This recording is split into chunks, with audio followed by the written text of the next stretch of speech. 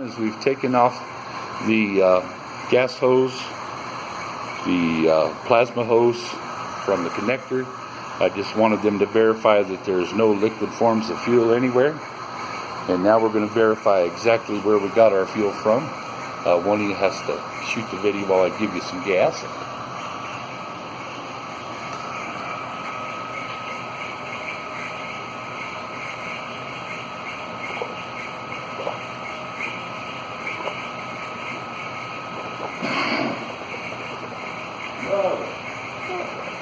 Now let me get a source of ignition.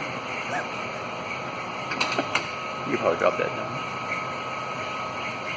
Okay, basically what we've done here is we've used the soap to encapsulate the gas as we captured in the bottles.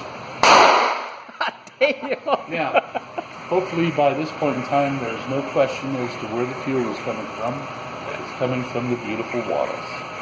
This has been a third-party independent verification. We make sure that we are running on water so that we can get this machine, finish up the little things that we have to do on it, fix all the little broke things, and make it righteous for 48 runoff. This is Fast Freddy, signing out.